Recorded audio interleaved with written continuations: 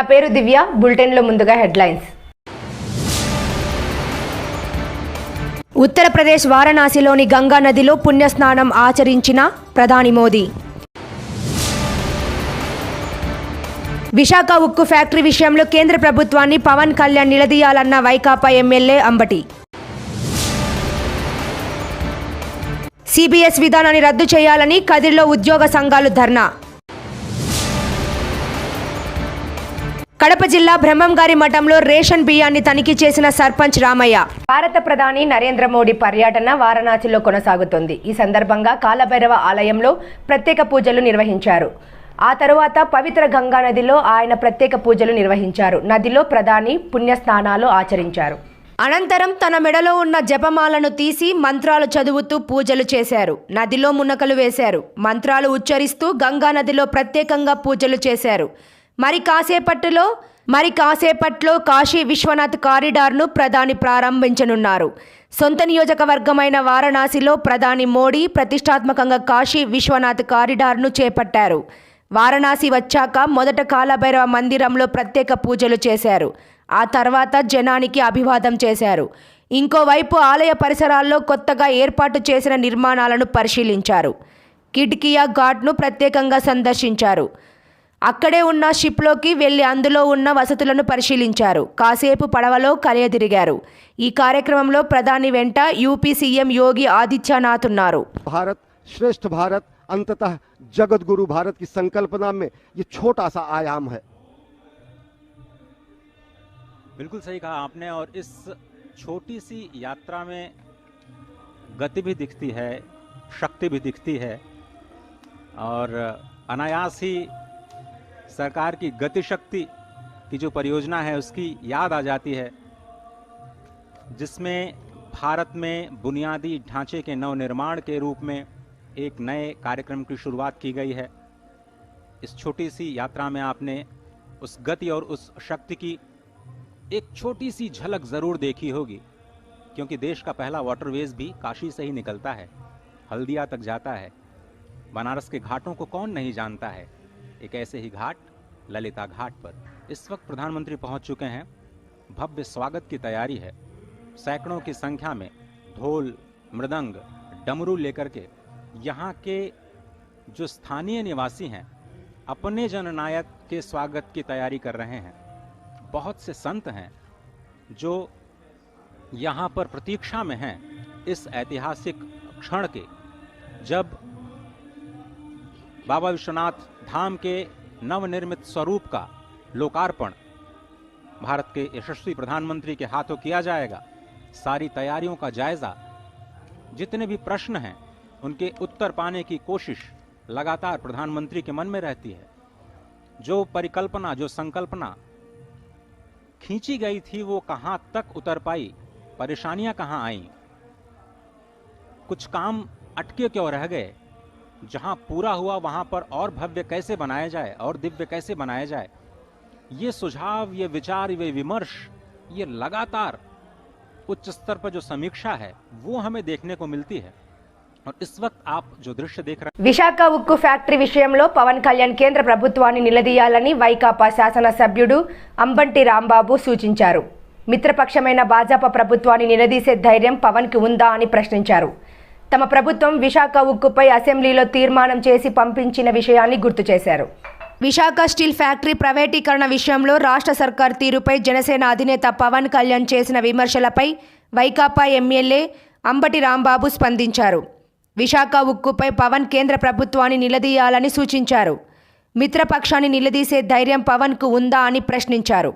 విశాఖ ఉక్కుపై తాము అసెంబ్లీలో తీర్మానం చేసి పంపించామని గుర్తు చేశారు. ఈ విషయంలో వైకాపా కేంద్రంతో పోరాడుతోందన్నారు. ఇక పవన్ సినిమాలపైన స్పందిస్తూ ఆయన సినిమాలు ఆపాల్సిన కర్మ ప్రభుత్వానికి లేదన్నారు. సినిమా టికెట్లపై ఒక పాలసీ తీసుకొని ప్రభుత్వం అమలు చేస్తోందని స్పష్టం చేశారు. ఒక్కో సినిమాకు పవన్ రెమ్యునేషన్ ఎంత తీసుకుంటారో చెప్పాలని ఈ సందర్భంగా డిమాండ్ చేశారు. ఏపీ అప్పులపై పవన్ చేసిన వ్యాఖ్యలను ప్రస్తావిస్తూ రాష్ట్రానికే కాదు కేంద్రానికి 121 లక్షల కోట్ల అప్పు ఉందని చెప్పుకొచ్చారు అంబటి. ఇవన్నీ అంటాం కంటే ఏడుపు, ఆయనకి ఇచ్చారు మాకు ఇవ్వలేదు, ఆయనకి ఇచ్చారు మాకు ఇవ్వలేదు, ఈ ఏడుపు తప్ప రెండోది కనిపించినటువంటి పరిస్థితి కనిపిస్తూ ఉన్నది. నేను అడుగుతా ఉన్నా, ఇవాళ విశాఖ ఉక్కు కేంద్ర ప్రభుత్వం యొక్క ఆస్తి, వాళ్ళు డిజిన్వెస్ట్ చేస్తాము అన్నారు, మేము కాదు చేయడానికి వీల్లేదన్నాం, విజ్ఞప్తులు చేశాం, పార్లమెంట్లో ప్రశ్నించాం, అసెంబ్లీలో తీర్మానం చేసి పంపించాం. మేము ఖాళీగా లేమే, ఇంకా ఏదో చేయాలంట. మేము ఆయన మాత్రం ఏం చేయడంట, పార్ట్నర్షిప్ మాత్రం అలాగే కంటిన్యూ చేస్తాడట, మా మీద విమర్శ చేస్తాడు. ఇవి నాకు అర్థం కాలేదు. అసలు ఎక్కడున్నారు మీరు? ఏం రాజకీయాలు చేస్తున్నారు? మమ్మల్ని తిట్టడం కోసమో, మమ్మల్ని విమర్శించడం కోసమో, మమ్మల్ని క్రిటిసైజ్ చేయడం కోసమే మీరు రాజకీయాలు నడుపుతున్నారా, లేక ప్రజల కోసం మీరు రాజకీయాలు నడుపుతున్నారా చెప్పమని నేను అడుగుతా ఉన్నా. ఇంకా మాట్లాడారు చాలా అసలు విషయాలు, ఉక్కు ఫ్యాక్టరీ విషయాలు మానేసి వారసత్వ రాజకీయాల్ని ఎదుర్కొన్నటువంటి వ్యక్తి మోడీ గారు. అందుకని మోడీ గారు అంటే నాకు బాగా ఇష్టం, అందువల్ల ఆయనతో నేను స్నేహంగా ఉన్నాను. మరి చంద్రబాబుతో కూడా చాలా స్నేహంగా ఉన్నారుగా. అప్పుడు వారసత్వ రాజకీయాలు చంద్రబాబు గారి దగ్గర లేవా? మరి ఆయన ఎందుకు ప్రేమించారు?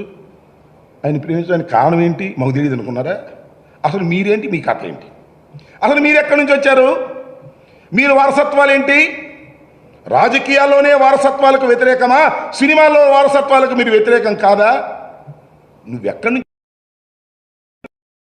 వచ్చావు? నీ కథ ఏంటి? నీ వాళ్ళ పవన్ కళ్యాణ్గా నిలబడటానికి కారణం ఎవరు? వాళ్ళందరూ మర్చిపోయావు నువ్వు. నిజామాబాద్ జిల్లా బాల్కొండ నియోజకవర్గం తన సొంత గ్రామం వేల్పూర్ మండల కేంద్రంలో 50 లక్షలు ఎమ్మెల్యే సిడిపి నిధులతో నిర్మించిన కళ్యాణ మండపాన్ని తెలంగాణ రాష్ట్ర రోడ్లు భవనాల శాఖ మంత్రి మరియు శాసనసభ వ్యవహారాల శాఖ మంత్రి వేముల ప్రశాంత్ రెడ్డి నేడు ప్రారంభించారు. ఈ సందర్భంగా మంత్రి వేముల ప్రశాంత్ రెడ్డి మాట్లాడుతూ గ్రామంలోని పేద ప్రజలు పెళ్లిళ్లు ఇతర శుభకార్యాలు జరుపుకోవడానికి ఈ మండపం ఈ రోజు నుండి అందుబాటులోకి రావడం నాకు ఎంతో సంతృప్తినిచ్చిందని, మండపం నిర్వహణ బాధ్యతలు గ్రామ పంచాయతీకి అప్పజెప్పుతూ మండపం తాళాలు ఆర్డీఓ మరియు గ్రామ సర్పంచ్కి అందజేయడం జరిగింది. ఈ సందర్భంగా పేద ప్రజలకు అదనపు భారం పడకుండా ఉండడానికి మండపంలో 5 లక్షల స్వంత డబ్బుతో కుర్చీలు, వంట సామాగ్రి, ఇతర వస్తువులు మా నాన్నమ్మ తాతయ్యల పేర్ల మీదుగా వితరణ చేస్తానని అన్నారు.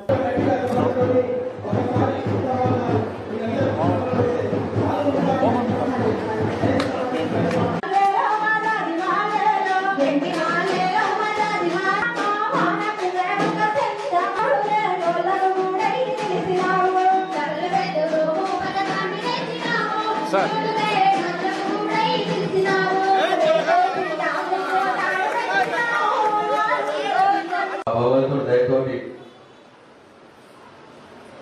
వేల్పూర్ గ్రామంలో మొన్ననే 35 లక్షల రూపాయలతో నా ఫ్రెండ్స్ నేను కలిపి సొంత డబ్బులు పెట్టి ఆ ఆసుపత్రిలో కూడా తావకాలలో కూడా అన్ని కూడా సౌకర్యాలు చేసుకున్నాం. ఆక్సిజన్ బెడ్ చేసుకున్నాం, ఐసీయూ బెడ్ చేసుకున్నాం. అంటే రేపు పొద్దుగాల కరోనా మళ్ళా 30 అంటున్నారు వస్తే మన నిజామాబాద్ ఆసుపత్రి ఆక్సిజన్ కోసం నిజామాబాద్కు ఆర్మూర్కు పోవాల్సిన అవసరం లేకుండా వేల్పూర్నే మనకు ఉండేటట్టు 35 లక్షల రూపాయల ఖర్చుతోటి అన్ని ఏర్పాటు చేసి వేల్పూర్లో కరోనా వచ్చినా ఏదొచ్చినా అయ్యో ఆక్సిజన్ దొరకక ఇబ్బంది అయింది, ఐసీయూ బెడ్ దొరకక ఇబ్బంది అయింది అనే మాట ఉండదు కదా. అంత మంచిగా జరిగిపోయింది భగవంతుడి దయతోటి. అట్లనే ఇల్లు లేని వారికి ఇల్లు ఇచ్చుకోవాలని కేసీఆర్ గారి మాట ప్రకారం ఈ మొదటి దఫాగా ఒక 112 ఇల్లు కట్టుకున్నాం. దీంట్లో నేను చెప్పింది ఏంటంటే అధికారులకు మొట్టమొదలు ప్లాటు ఇల్లు రెండు కూడా ఎవరికైతే ఉన్నాయో మొదలు వాళ్ళని తీసుకొని, అది ఎవరైనా కావచ్చు, ఏ పార్టీ వారైనా కావచ్చు, ఏ కులం వారైనా కావచ్చు, వేల్పూర్లో ఉన్న వాళ్ళందరూ నా బిడ్డలే, నాకు వేరే వాళ్ళు వేరే రకంగా ఉండరు. కాబట్టి నేను కానీ సర్పంచ్ కానీ ఎంపీటీసీ కానీ రాములు కానీ అధికారులు మీరే పోయి సర్వే చేసి ఫస్ట్ ఫేజ్లో కులాంతర వివాహాలతో కులాన్ని రూపుమాపొచ్చు. అన్నా పులే అంబేద్కర్ ఆలోచన విధానాలు వర్ధిల్లాలి. ఎస్సీ ఎస్టీ బీసీ మైనార్టీ మహిళా ఐక్య వేదిక అధ్యక్షురాలు పట్నం రాజేశ్వరి అన్నారు. రోజు కర్నూలు నగరంలోని స్థానిక అంబేద్కర్ భవన్ నందు ఎస్సీ ఎస్టీ బీసీ మైనారిటీ మహిళా ఐక్య వేదిక మరియు ప్రజా కుల సంఘాల ఆధ్వర్యంలో మాల సామాజిక వర్గానికి చెందిన చిన్న ఈరన్న, మాదిగ వర్గానికి కేసారం జేబీ శ్యామల పూలే అంబేద్కర్ ఆలోచన విధానంతో ఇద్దరు వివాహ బంధంతో ఒకటి కావడం జరిగింది. ఈ వివాహ కార్యక్రమానికి ఎస్సీ ఎస్టీ బీసీ మైనారిటీ మహిళా ఐక్య వేదిక వ్యవస్థాపక అధ్యక్షురాలు పట్నం రాజేశ్వరి, బీసీ జనసభ రాష్ట్ర నాయకులు టి శేషఫణి లంబాడి, హక్కుల పోరాట సమితి రాష్ట్ర అధ్యక్షులు కైలాష్ నాయక్, న్యాయవాదులు దేవపాల్, లోకేష్, రవికాంత్, మాల మహానాడు రాష్ట్ర ప్రధాన కార్యదర్శి బీసన్న, జిల్లా అధ్యక్షులు మాల అశోక్ కుమార్, దాసు, మహిళా ఐక్య వేదిక సభ్యులు దేవిబాయ్, రాధా, ఎర్రం లక్ష్మీదేవి, షారా, శిరోమణి తదితరులు పాల్గొన్నారు. కాదు అని చెప్పేసి మళ్ళీ అమ్మాయి ఇంట్లో ఎదిరించి బయటికి రావడం జరిగింది. అయితే దాదాపు అన్ని దాడులను ఎదుర్కొని నిలబడినటువంటి చిన్న వీరన్న, అలాగే భవిష్యత్తులో కూడా నీకు ఎన్ని సమస్యలు వచ్చినా కూడా ధైర్యంగా నిలబడి సమస్యలను ఎదుర్కొంటూ అమ్మాయిని అయితే మోసం చేయకుండా లైఫ్ లాంగ్ అంటే నువ్వు బతుకున్నంత కాలం ఇంకా అమ్మాయితోనే నువ్వు జీవించాలా. ఒకవేళ మళ్ళీ అమ్మాయిని ఏమైనా మోసం చేస్తే మళ్ళీ అప్పుడు మేమే మహిళా సంఘమే వస్తాము, అప్పుడు నీకు యాంటీకి వస్తాము. ఇప్పుడు సపోర్ట్కి వచ్చినాము, అప్పుడు యాంటీకి వస్తాము. కాబట్టి అట్లాంటి పెట్టుకోవద్దు. నీ ప్రేమ వివాహానికి ఈ అంబేద్కర్ సాక్షిగా ఈరోజు జరుపుతున్నటువంటి ఈ ఆదర్శ వివాహానికి లంబాడి హక్కుల పోరాట సమితి రాష్ట్ర అధ్యక్షులు కైలాష్ నాయక్ అన్నగారు హాజరైనారు. అలాగే బీసీ నాయకులు శేషపణి అన్నగారు హాజరైనారు. అన్న advocate SC ST BC minority కాన్సెప్ట్తో చాలా ఏళ్లుగా పనిచేస్తా ఉన్నారు. మాకందరికీ సీనియర్ గురువులు దేవపాల్ అన్నగారు కూడా మీ వివాహానికి వచ్చి ఆశీర్వదించడం జరిగింది. అలాగే దాసు అన్నగారు, అలాగే ఇంకొక అడ్వకేట్ కొత్తగా వచ్చినారు. అయితే మీ సామాజిక వర్గమే తమ్ముడు కూడా వచ్చినాడు, లోకేష్, మిమ్మల్ని ఆశీర్వదించడానికి. అయితే ముందుగా కైలాష్ అన్నను 2 మాటలు మాట్లాడవలసిందిగా కోరుతున్నాను.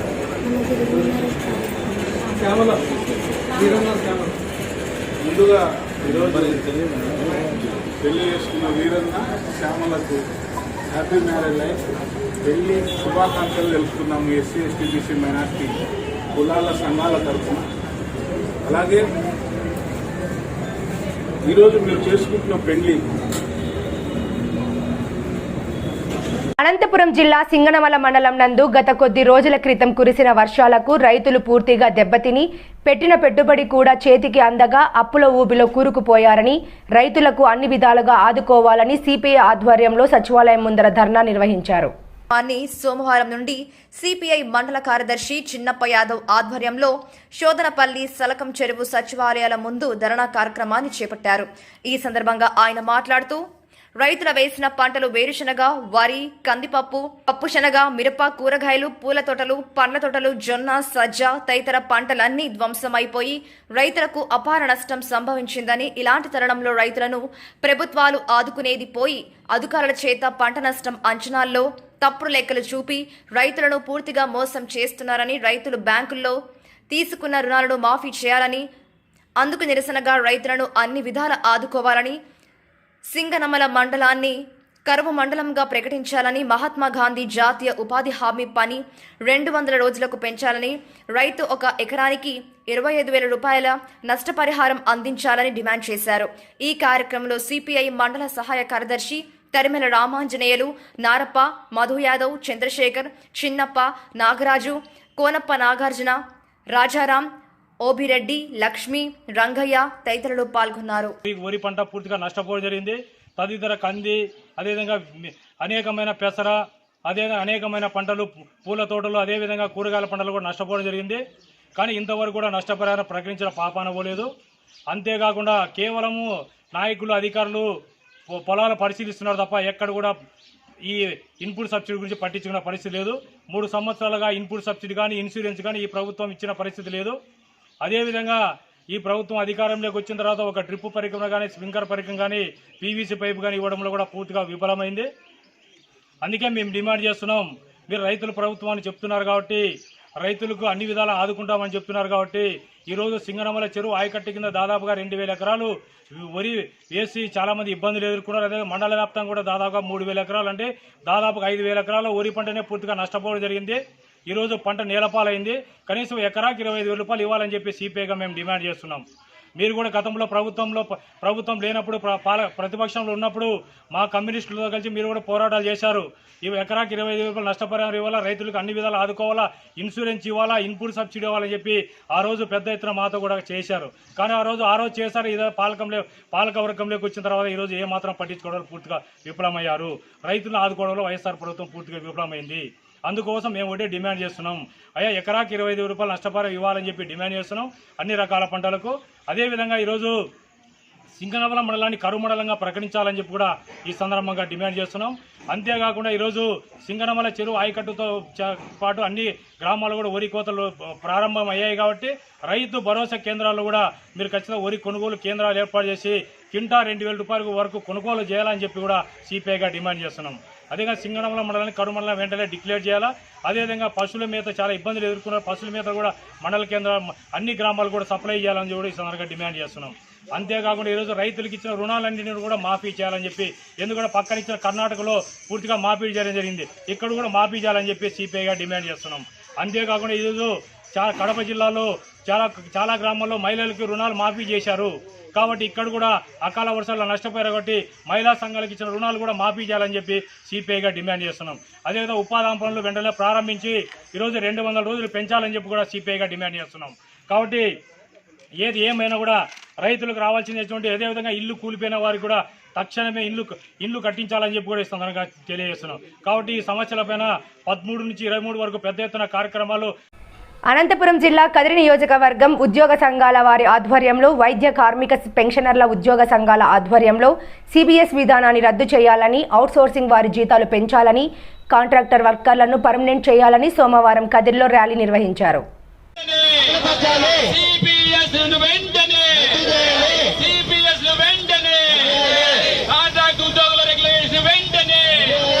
అవుట్సోర్సింగ్ ఎంప్లాయీస్ వేతనాలను వెంటనే ప్రభుత్వం ఉండి వైఖరి సిపిఎస్ ను వెంటనే జేఏసీ